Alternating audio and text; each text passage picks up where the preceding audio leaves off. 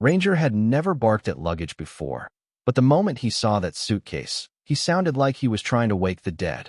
The old Wilmington bus terminal was nearly empty, its final passengers gone, its vending machines humming beneath tired fluorescent lights. Rain tapped against the tall windows in soft, uneven rhythms, and somewhere beyond the glass, thunder rolled over the Atlantic like a distant train. Staff Sergeant Caleb Walker had come only to meet a demolition supervisor. By sunrise, the building would be sealed. By the end of the month, it would be gone. He stood near the abandoned ticket counter in a dark field jacket, one hand resting on Ranger's leash, the other wrapped around a paper cup of coffee that had long since turned cold. Caleb was 38, tall and broad-shouldered, with short brown hair, pale skin weathered by years overseas, and gray-blue eyes that rarely stayed still. A thin scar near his left temple caught the overhead light whenever he turned his head. Ranger walked beside him with the measured calm of a dog who had spent most of his life listening for danger.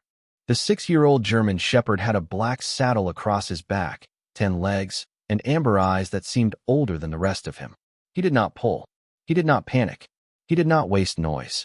That was why Caleb froze when Ranger suddenly lunged toward the far wall. The leash snapped tight against Caleb's palm. Ranger barked once. Sharp. Certain. Then again.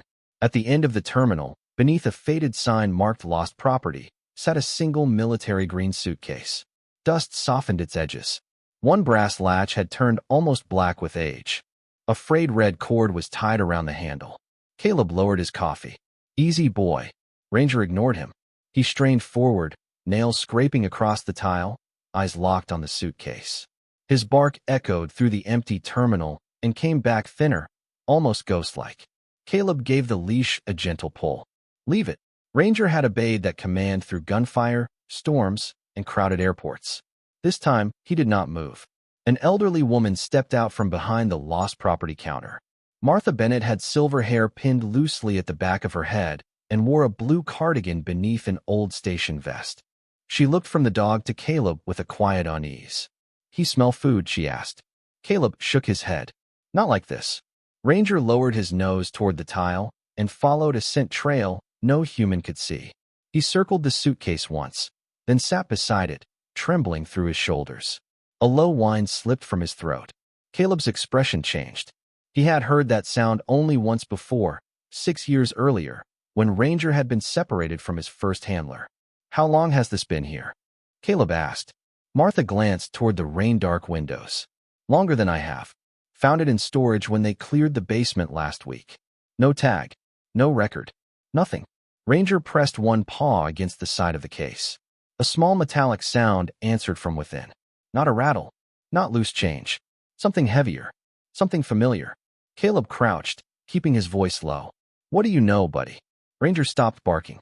The silence that followed felt larger than the room. Caleb reached for the handle, and the red cord brushed against his knuckles. His breath caught. Years ago, every man in his unit had marked personal gear with a different color. Red had belonged to one Marine, First Lieutenant Daniel Brooks. Danny, missing for 6 years. Officially presumed dead. Caleb turned the suitcase slightly, wiping dust from the bottom with his sleeve. Beneath the grime, shallow letters had been scratched into the worn canvas, then partly cut away as if someone had tried to erase them. "C. Walker." Caleb stared at his own name. Ranger leaned closer, nose touching the faded letters, and let out one broken whine. Caleb had never owned that suitcase.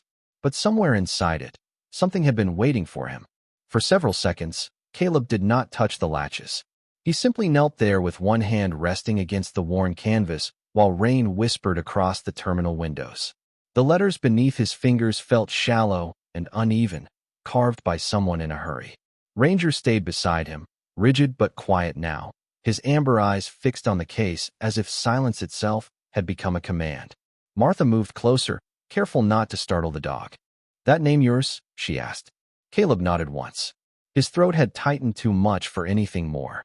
6 years earlier, Daniel Brooks had disappeared in the mountains of eastern Afghanistan during a medical convoy mission that was supposed to last less than 3 hours. Caleb had been the senior Marine on the ground. The weather had turned without warning, radio contact had failed, and the road ahead had become impossible to reach before dark.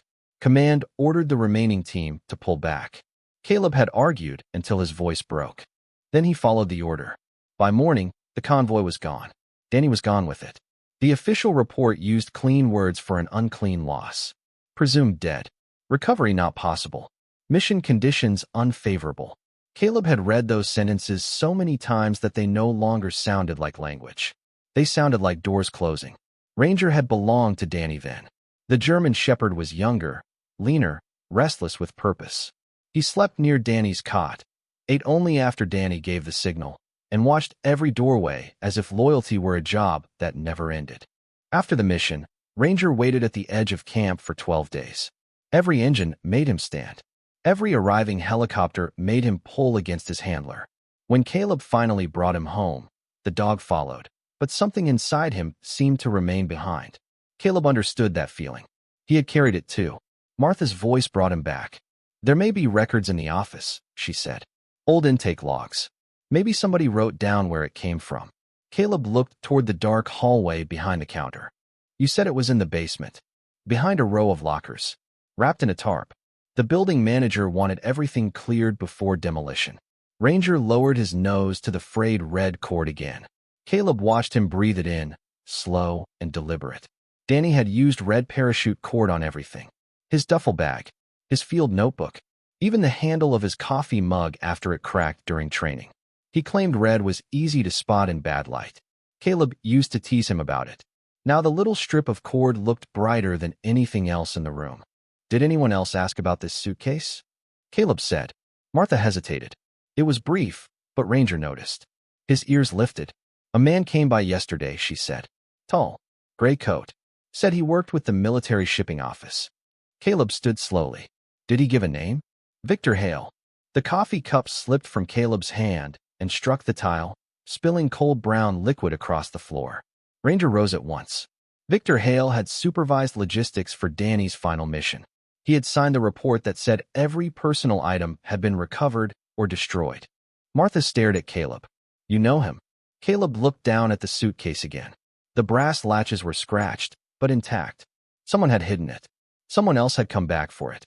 Outside, thunder rolled closer, shaking the glass in its frame. Ranger placed one paw on the case and looked up at Caleb with a quiet certainty that felt almost human.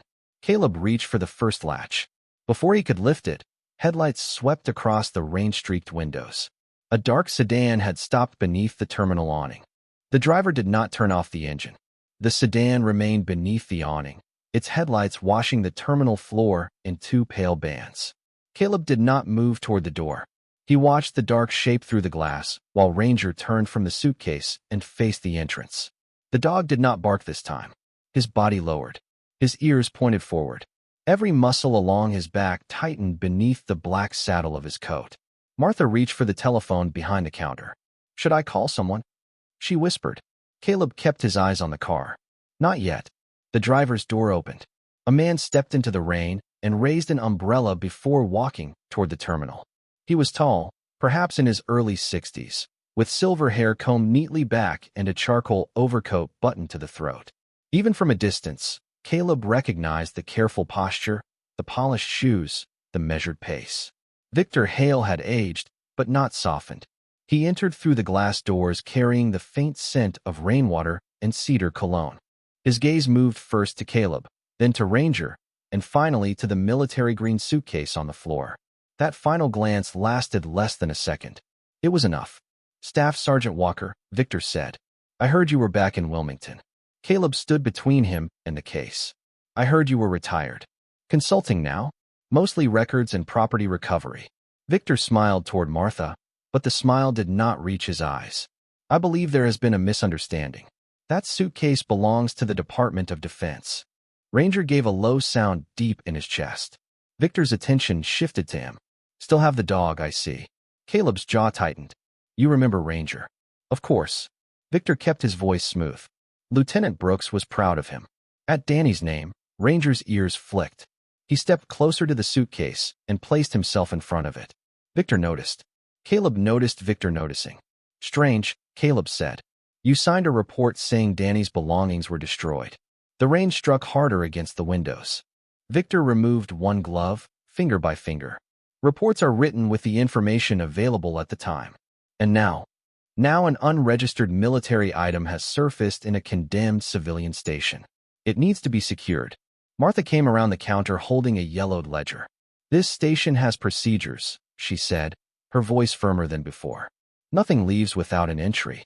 Victor looked at the book as though it were beneath him. Ma'am, I am trying to save you from unnecessary trouble. Ranger suddenly moved. He did not lunge at Victor. He crossed the few feet between them and lowered his nose near the hem of the gray coat. One breath, then another. The dog froze. Caleb felt the air change. Ranger backed away slowly and returned to the suitcase, where he began scratching at the tile beside the red cord. Once, twice, then a third time, harder. Victor's calm expression thinned. Control your animal. Caleb did not answer. Ranger pressed his nose to the brass latch and released a sharp whine. The sound was almost identical to the one he had made years ago beside Danny's empty cot. Caleb looked from the dog to Victor. He remembers something. Victor slid his glove back on. Dogs remember scents. That does not make them witnesses. No, Caleb said quietly, but it makes them honest. Martha opened the ledger beneath the nearest light. Dust rose from the pages. She traced several faded lines with one finger, then stopped. I found the intake entry. Caleb turned toward her. Victor did not. Martha read slowly. One military suitcase. Delivered by private courier. November 18th, 6 years ago. Her finger moved to the final column. Special instruction. Release only to Caleb Walker. The terminal became still except for the ring. Victor's face lost its color. Ranger stopped scratching. From inside the suitcase came the faint metallic sound again, followed by something softer, like paper shifting beneath cloth. Caleb reached down and lifted the first latch. Victor took one step forward. Ranger stepped between them. Caleb held the first latch open but did not touch the second. Victor stood only a few feet away, his face composed again, yet his right hand had closed around the handle of his umbrella so tightly that the knuckles showed through the glove. Ranger remained between them, silent now, watching Victor with the stillness of a dog waiting for the smallest mistake. Martha kept one hand on the old ledger and the other near the telephone. The station manager signed this entry, she said. There is also a courier number. Victor looked at her. Those records are unreliable. Maybe, Martha replied. But they are still records. Caleb lifted his eyes from the suitcase. Who sent it? Martha leaned closer to the faded ink. The name is hard to read. Samuel Pierce, I think. Private medical transport. Victor exhaled through his nose. There were dozens of contractors moving through that region. A name proves nothing. Caleb knew that tone. It was the same calm voice Victor had used during briefings, the voice that made bad news sound temporary and missing details sound unimportant. 6 years earlier, Caleb had trusted that voice because rank, procedure, and exhaustion had left little room for doubt. Tonight, every word felt carefully placed. Ranger turned back to the case and pressed his nose against the second latch. He sniffed once, then looked at Caleb. The signal was simple. Continue. Caleb raised the latch. The brass gave a tired click. Victor stepped forward again. You need authorization before opening military property. The entry says it was released to me. That entry does not establish ownership. Caleb rested his palm on the lid. Then stay and watch. A flash of lightning whitened the windows. The terminal lights flickered, went dark for half a second, then returned with a low electrical hum. In that brief darkness, Ranger barked once. Not at the suitcase. At Victor. When the lights steadied, Victor had stopped moving. Caleb opened the lid. The smell came first. Dust. Old canvas. Faint machine oil. Beneath it, something dry and familiar, like sun-warmed fabric stored too long in a sealed room. Ranger pushed his nose toward the opening, but Caleb held him back gently. Inside lay a neatly folded desert utility blouse, a wool blanket, and a pair of weathered gloves. Nothing appeared dangerous. Nothing explained why someone had hidden the case for 6 years. Victor's shoulders loosened slightly. You see, he said. Abandoned clothing. That is all. Caleb reached beneath the blouse and lifted it. A set of identification tags slid free and struck the metal frame with a soft chime. Ranger whimpered. Caleb caught the chain before it fell. The first tag carried his own name, service number, and blood type. The second tag was blank. For one strange moment, he thought the case had been packed for him. Then he noticed the photograph beneath the tags. It showed Danny kneeling beside a younger ranger in the pale light of a desert morning. Danny was smiling, one hand resting on the dog's neck. Caleb stood behind them, partly turned away from the camera. A third man occupied the edge of the photograph, but his face had been torn off. On the back, written in black ink, were 5 words. Caleb was right. Hale knew. The air seemed to leave the room. Martha covered her mouth. Victor stared at the photograph, and for the first time his calm did not return. That could have been written by anyone, he said. Caleb looked up slowly. I did not read it aloud. Victor's eyes shifted toward the door. Ranger stepped closer to him, not threatening, simply blocking the path. Caleb studied the folded blouse again. One sleeve carried Danny's name tape. The other had been cut open along the inner seam, then stitched shut by hand. Ranger began scratching at that sleeve with short, urgent movements. Once, twice, 3 times. Caleb ran his fingers along the rough thread and felt something thin hidden beneath the fabric. He reached for the small pocket knife on his keyring. Victor's voice dropped. Do not open that seam. Caleb paused. The rain softened outside, and the entire terminal seemed to listen. Why not? Victor said nothing. Caleb cut the first stitch. The first stitch broke with a faint snap.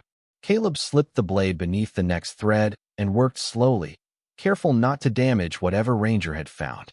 The German shepherd stood close enough that his breath warmed Caleb's wrist. Victor remained near the entrance, but his attention had narrowed to the sleeve. Every trace of polite authority had left his face. Walker, he said, you do not understand what you are opening. Caleb cut another stitch. Then explain it. Victor looked toward Martha, then toward the rain-black windows, measuring the room as if searching for a way to control it again. There were classified materials connected to that convoy. Sensitive names. Sensitive routes. Things that could still affect people. Martha lifted the telephone receiver. That sounds like a reason to call the police. It is a reason to call the proper federal office, Victor replied. Not local authorities. Caleb pulled the seam apart with 2 fingers. Hidden between the fabric layers was a narrow strip of waterproof material wrapped around something flat. Ranger gave a soft whine and touched his nose to Caleb's hand. Caleb removed the bundle and placed it on top of the open suitcase. The wrapping had yellowed at the edges, but the seal remained intact. A date had been written across it in black marker. November 17th. 6 years earlier. One day before the suitcase arrived at the station. Victor took another step. Ranger moved with him, calm and immediate, planting his paws between the man and Caleb. Call him off, Victor said. He is not touching you. He is interfering with government property. Caleb looked at the dog. No, he is protecting evidence. The word changed the room. Martha began dialing. Victor's voice sharpened. Do not make that call. Martha did not stop. Caleb opened the waterproof wrapping. Inside lay a small digital recorder, no larger than a pack of cards, and a brass key attached to a paper tag. The tag held 3 numbers. 1, 1, 7. The recorder's screen remained dark when Caleb pressed the power button. He tried again. Nothing. Ranger sniffed the device, then turned his head toward the back hallway. Martha noticed. The old storage lockers are down there, she said. They numbered them before the renovation. Caleb held up the key. Is there a locker 117? Martha paused, listening to the dispatcher on the telephone, then nodded. Last row. Basement level. Victor's face tightened. That area is unsafe. The wiring is old. The floor has water damage. You seem familiar with the building, Caleb said. I reviewed the property file. Yesterday. Victor did not answer. Caleb slipped the recorder and key into his jacket pocket, then closed the suitcase without relatching it. Ranger circled once and stopped at the torn sleeve. He lowered his nose to the fabric, inhaled, and began nosing beneath the folded blanket. Caleb lifted it. A second object lay underneath, hidden inside a clear plastic sleeve. It was a photograph, larger than the first, taken beside a white medical transport van. Danny stood in the center, thinner than Caleb remembered, one hand raised against the sun. Ranger sat at his left side. Behind them was Samuel Pierce, the courier named in the ledger. At the far edge stood Victor Hale. This time, his face had not been torn away. Someone had drawn a red circle around him. On the back was a message in Danny's handwriting. The real proof is not here. Follow Ranger. Trust locker 117. Caleb read the words twice. Ranger was already moving toward the dark hallway, pulling gently at the leash.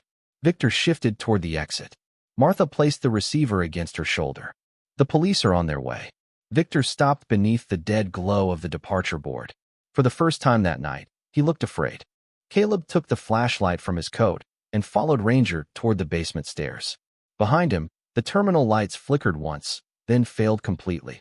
Darkness settled over the terminal like a held breath. Caleb's flashlight cut a narrow path through the hallway as Ranger moved ahead, slow and certain, his nose close to the worn tile.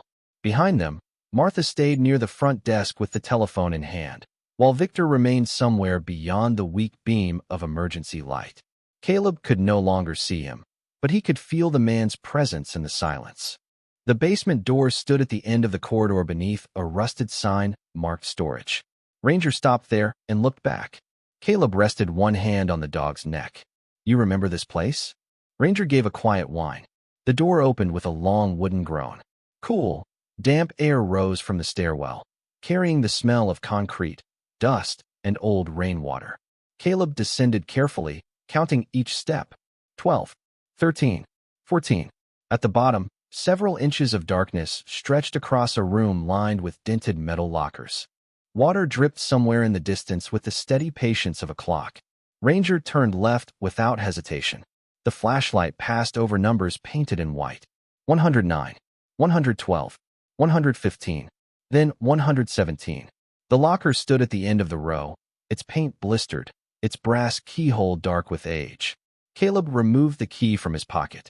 His hand trembled once before he steadied it. Ranger sat beside him, eyes fixed on the door. "All right," Caleb whispered. "Let us finish what he started." The key turned with resistance, then released with a soft click. Inside was no weapon, no money, no secret map. Only a canvas medical pouch, a sealed envelope, and Ranger's old K-9 collar. Caleb knew it immediately. The leather was faded, the brass buckle scratched, and a narrow red cord had been woven through one side. Danny had repaired it by hand after Ranger tore it during training. Caleb lifted the collar, and the dog pressed his nose against it.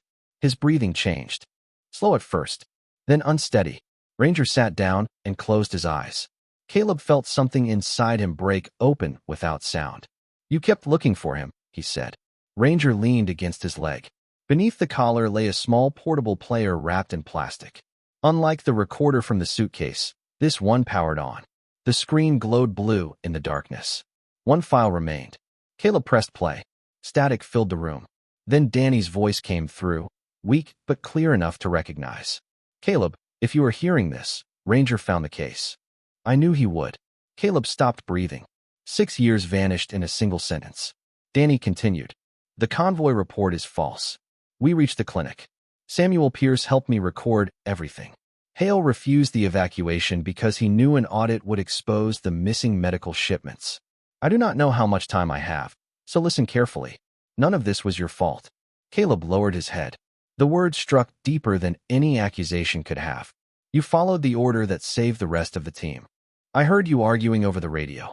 I heard you refused to leave until command forced the withdrawal.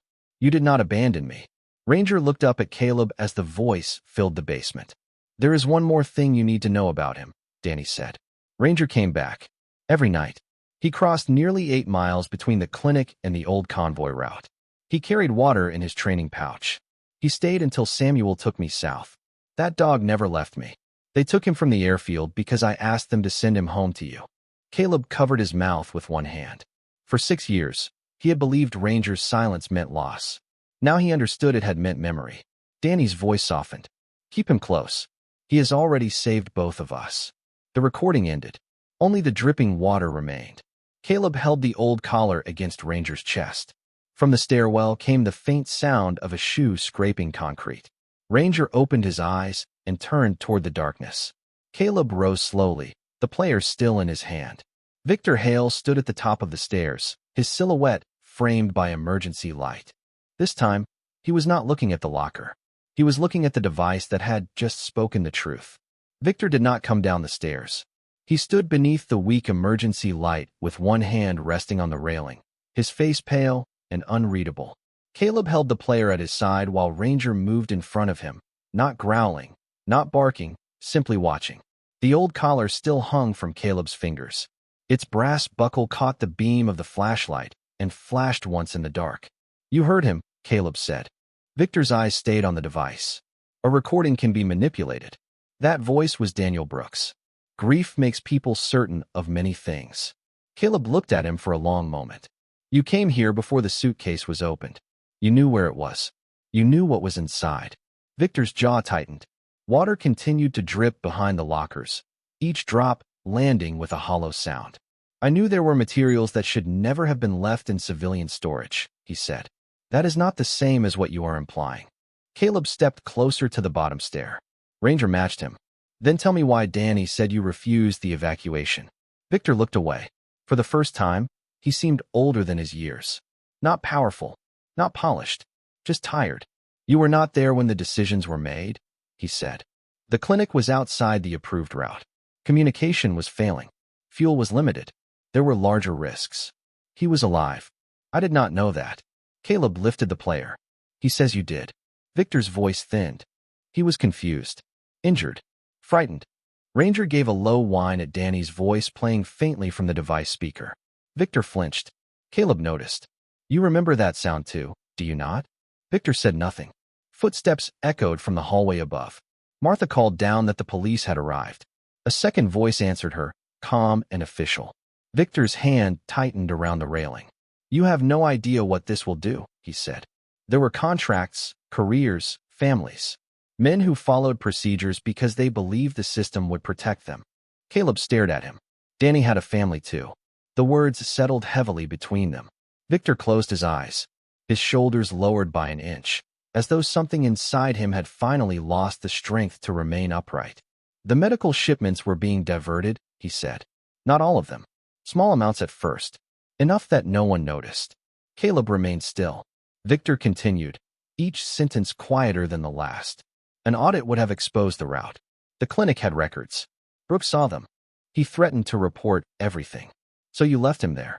"I told myself the weather made recovery impossible." Victor opened his eyes. "I told myself the convoy was already lost.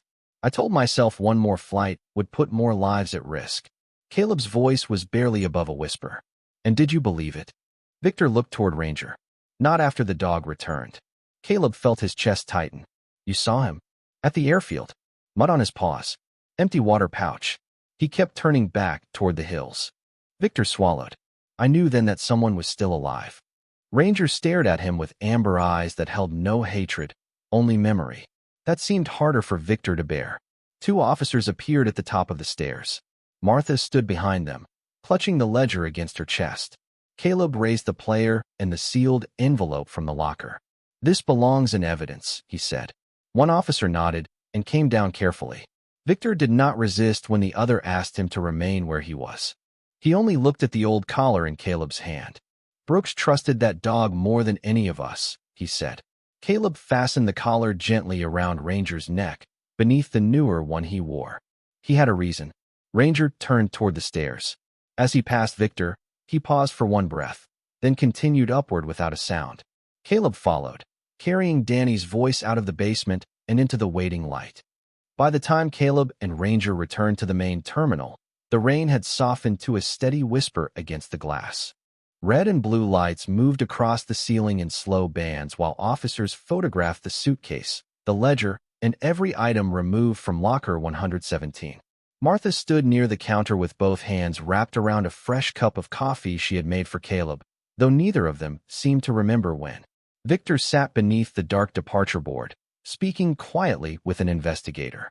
He no longer looked like the man who had entered expecting the room to obey him. His shoulders had folded inward, and the confidence in his voice had faded into careful answers. Caleb did not watch for long. Justice would have its own language now. Reports, testimony, dates, signatures. He had spent enough years trapped inside those words. Ranger leaned against his leg, the old collar resting beneath the newer one, its worn leather darkened by time. Caleb lowered his hand to the dog's head. "You carried him farther than any of us knew," he whispered. Ranger looked up, then toward the open suitcase. An officer had placed Danny's folded blouse inside a clear evidence bag. The red cord remained tied around the handle. It was such a small thing, almost ordinary, yet it held 6 years of waiting. Martha approached and handed Caleb the sealed envelope from the locker. "The investigator said you can open this here if it is addressed to you," she said. Caleb turned it over. His name appeared in Danny's handwriting, less steady than the message on the photograph. "For Caleb Walker. Only when he is ready." Caleb sat on the nearest bench. Ranger settled beside him, close enough that their shoulders touched. He opened the envelope carefully. Inside was one sheet of paper, folded twice. Danny's words were brief. "Caleb, you will blame yourself because that is what good men do when they survive. Do not confuse guilt with loyalty. You did not leave me. You carried the men you could save, and Ranger carried what the rest of us could not. He came back to me with water, then returned to the road every night because he believed help would follow. I sent him to you because I knew you would need someone who understood waiting. Do not let my last days become the prison where you spend the rest of yours. Live. Let him live too." Caleb stopped reading. The station around him blurred. He had imagined Danny's final thoughts 1,000 times, and in every version there had been disappointment. Anger. A question Caleb could never answer. The truth was quieter. Danny had known. He had heard Caleb fight the order. He had understood. Ranger placed his chin on Caleb's knee. Caleb folded the letter and pressed it gently against the dog's collar. "He sent you home for me," he said. Ranger's tail moved once against the tile. No bark. No whine. Only that small motion. It was enough. Near the entrance, dawn had begun to thin the darkness beyond the windows. The storm clouds were breaking over the coastline, revealing a narrow strip of pale gold above the Atlantic. Martha switched off the emergency lamp behind the counter, and for the first time that night, the terminal felt less like a place abandoned and more like a place that had finished keeping a promise. Caleb stood and walked toward the doors with Ranger beside him. At the threshold, he paused and looked back at the suitcase. He had believed it was waiting to accuse him. Instead, it had carried forgiveness. Outside, the air smelled of rain, salt, and clean pavement. Ranger stepped into the morning, the two collars touching softly with each movement. Caleb followed, and the weight he had carried for 6 years did not disappear. It simply became light enough to share. 3 weeks later, morning sunlight lay soft across the Wilmington National Cemetery, turning the rows of white stones almost silver. A breeze moved in from the coast, carrying the scent of pine, salt, and freshly cut grass. Caleb walked slowly along the narrow path with Ranger at his side. The German shepherd wore the old collar beneath his newer one, the repaired red cord still woven through the faded leather. With every step, the brass tags touched in a quiet rhythm. Caleb carried Danny's letter inside the breast pocket of his field jacket. He had read it every morning since the night at the terminal. Some days the words felt like permission. Other days they felt like a door he was still learning how to open. The investigation had moved quickly once the recordings and shipping records were verified. Samuel Pierce had been located in a small town in New Mexico, retired from medical transport, and still keeping copies of the documents Danny had trusted him to protect. Victor Hale had admitted enough to confirm the rest. The missing supplies, the altered reports, the delayed recovery order. Caleb had been asked to give statements, review timelines, and identify voices. He did all of it. Calmly. Completely. But none of those rooms had mattered as much as this quiet path. Ranger slowed before Caleb did. He turned toward a memorial stone near the edge of the section and stopped. Danny's name was carved there beneath the Marine Corps emblem. The date of death had once been marked as unknown. It had now been corrected. Caleb stood several feet away, unable to move closer. Ranger did not pull him forward. He simply waited. That was what the dog had always done. Waited without judgment. Waited through orders, distance, and years of silence. Caleb finally stepped onto the grass and knelt beside the stone. He removed the old collar from Ranger's neck and placed it gently beneath Danny's name. The dog lowered his head and sniffed the worn leather. For a moment, Caleb thought he would leave it there. That had been the plan. A final return. A piece of Danny brought home. Ranger looked at the collar, then at Caleb. He picked it up carefully in his mouth and set it on Caleb's knee. Caleb stared at him. "You do not want to leave it?" Ranger sat down. His amber eyes remained steady. The answer was not in words, but Caleb understood. The collar was not meant to be buried with memory. Danny had sent it forward. Caleb fastened it again beneath Ranger's newer collar. Then he removed 2 identification tags from his pocket. One carried Daniel Brooks's name. The other carried his own. He attached them side by side to the brass ring. The tags met with a small, clear sound. Ranger leaned into him, pressing his shoulder against Caleb's chest. Caleb closed his eyes and rested one hand along the dog's neck. He did not ask forgiveness. He no longer needed to. He did not promise to forget. That would have been another kind of betrayal. He only breathed. Slow, deep, present. When he stood, Ranger remained beside the stone for one final moment, ears lifted toward the wind. Then he turned toward the path. Caleb followed. They walked beneath the long-leaf pines while sunlight moved across the ground in warm, broken patterns. Near the cemetery gate, a young Marine in dress uniform stood with his family, holding the leash of a nervous German Shepherd puppy. The puppy pulled toward Ranger, tail moving uncertainly. Ranger stopped and lowered his head. The little dog stepped closer, touched noses with him, then relaxed. The young Marine smiled. Caleb smiled back. It was a small exchange, gone almost as soon as it happened, but something in it felt like grace. Outside the gates, the Atlantic sky stretched wide and blue beyond the city. Caleb opened the passenger door of his truck, but Ranger did not climb in immediately. He looked back once toward the cemetery, the two names at his collar shining in the sun. Then he jumped onto the seat. Caleb closed the door gently. Some promises are kept by speaking. Others are carried for miles by faithful pause, until the person who needs them is finally ready to come home.